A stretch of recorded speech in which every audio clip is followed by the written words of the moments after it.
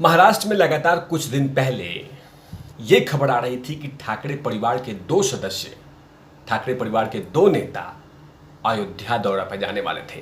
पहले थे राज ठाकरे और दूसरे थे आदित्य ठाकरे। लगातार ये बात मुद्दा गरमा रहा था कि ये दोनों व्यक्ति इसलिए जा रहे हैं कि कहीं ना कहीं राजनीतिक यात्रा इसको मानी जा रही थी। मतलब राज ठाकरे ने ऐलान किया था, उसी के कुछ घंटे बाद, कुछ दिनों के बाद आदित्य ठाकरे का ऐलान हुआ कि आदित्य ठाकरे भी अयोध्या जाएंगे। लेकिन बीच में ही राज ठाकरे को अपने दौरे को रद्द करना पड़ा, जिसका मुख्य कारण था स्वास्थ्य। लेकिन आदित्य ठाकरे दर्शन कर लिए और दर्शन में ऐसी कौन कौन सी बातें कही जिससे ये भी हुआ कि निशाना भी साध दिया हल्का सा और दर्शन भी करके आ गए और बात भी सुना दिया भारतीय जनता पार्टी में इशारों में। इसी की चर्चा करूंगा कि इशारों में कौन कौन सी बातें कही और अयोध्या दौरा जाने पे महाराष्ट्र के नेता को चुभन हो गई और उन्होंने सीधे तौर पे नहीं, घुमा के आदित्य ठाकरे पे कुछ कमेंट कर दिया। इसी की चर्चा इस एपिसोड में करूंगा। नमस्कार, आप देख रहे हैं तिवारी भैया, मैं हूं वेद प्रकाश। मतलब 5 जून के दिन राज ठाकरे ने दर्शन तो नहीं कर पाए, लेकिन 15 जून के दिन आदित्य ठाकरे रामलला के दर्शन किए। बहुत सारे शिवसैनिक लगातार लखनऊ के एयरपोर्ट पे पहुंचे हुए थे, साथ में संजय राउत भी थे और बहुत सारे शिवसेना के नेता भी थे।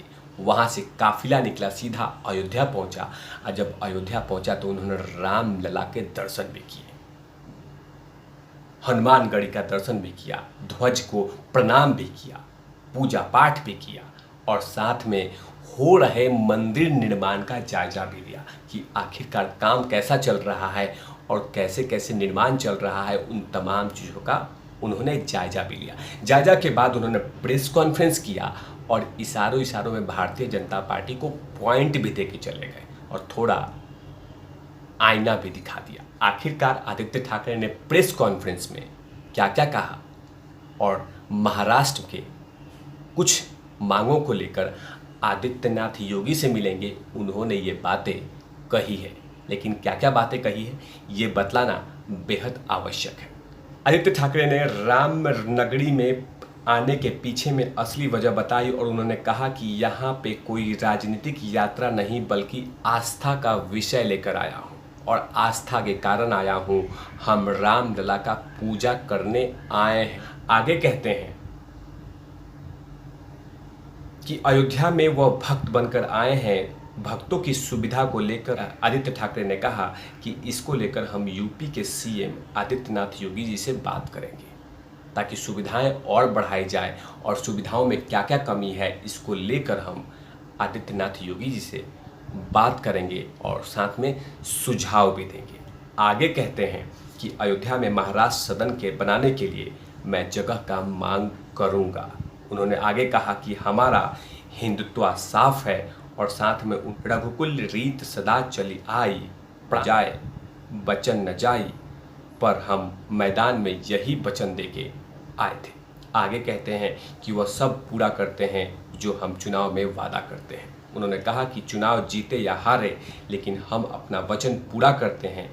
हम यहाँ राजनीतिक नहीं बल्कि दर्शन करने आए हैं। सीधे तौर पे उन्होंने किसी न किसी तरीके से ये कह दिया कि हम जो वादा करते हैं चुनाव में वो पूरा करते हैं। मतलब उन्होंने कहा कि हमने 2018 के चुनाव में हमेशा से कहा था कि पहले मंदिर बाद में सरकार, और इसी को लेकर किसी न किसी तरीके से भारतीय जनता पार्टी पे आरएसएस को आईना दिखा दिया और कह दिया कि हमारा हिंदुत्व साफ है। मतलब जिस तरह से भारतीय जनता पार्टी लगातार महाराष्ट्र में शिवसेना के ऊपर में, राज ठाकरे महाराष्ट्र में शिवसेना के ऊपर में लगातार हिंदुत्व को लेकर लगातार सवाल पूछते हैं और लाउड स्पीकर के मामले में शिवसेना को खूब घेरा था राज ठाकरे और बीजेपी ने। लेकिन उसी को लेकर उन्होंने कह दिया कि हम रामलला का दर्शन करने आए हैं, हमारा कोई राजनीतिक कोई यात्रा नहीं है। लेकिन मैं बता दूं कि सीधा कि हमारा हिंदुत्व साफ है। मतलब मकसद था कि रामलला का दर्शन करके महाराष्ट्र की जनता जनार्दन को ये साबित कर देना, ये बतला देना कि हम हिंदुत्व के बल पे आए थे, हिंदुत्व के बल पे हैं और हिंदुत्व के बगल में रहेंगे और कहीं पे भी हम कोई डाइवर्ट नहीं हुए हैं। हम लगातार हिंदुत्व का समर्थन करते थे, करते रहेंगे, इस पे कोई क्वेश्चंस मार्क नहीं होगा।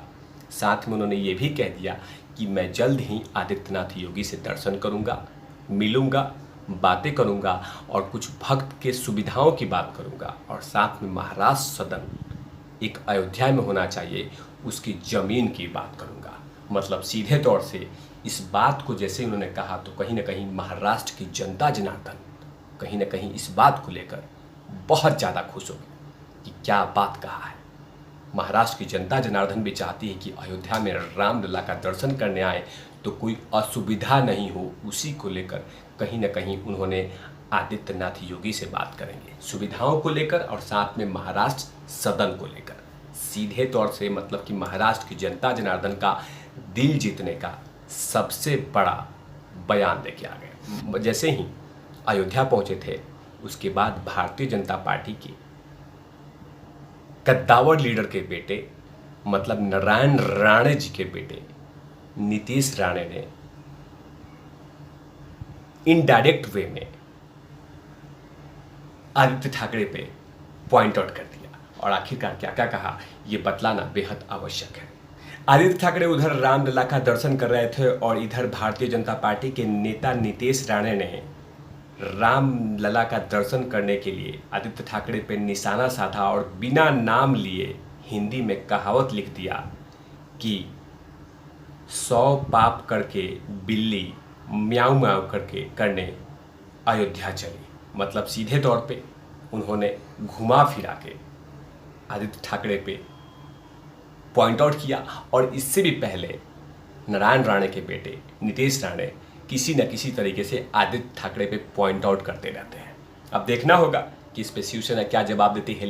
अब ये देखना होगा कि आदित्य ठाकरे का इस अयोध्या दौरा कहीं ना कहीं महाराष्ट्र में राजनीति में बहुत सारी चीज़ें बतलाएगी, क्योंकि जाहिर सी बात है कि इस दर्शन के बाद शिवसैनिक पूरे महाराष्ट्र में ये बतलाने की कोशिश करेंगे कि हम हिंदुत्व के एजेंडे पे थे, हैं, रहेंगे, हम कहीं भटके नहीं हैं। मतलब भारतीय जनता पार्टी का काट लेके आ गई है रामलला का दर्शन करके।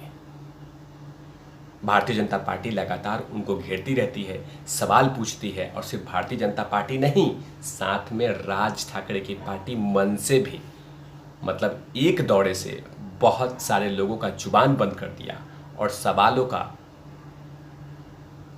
पहली लिस्ट को खत्म कर दिया। अब देखना होगा कि भारतीय जनता पार्टी इस बात को लेकर क्या सवाल पूछती है और क्या जवाब देती है।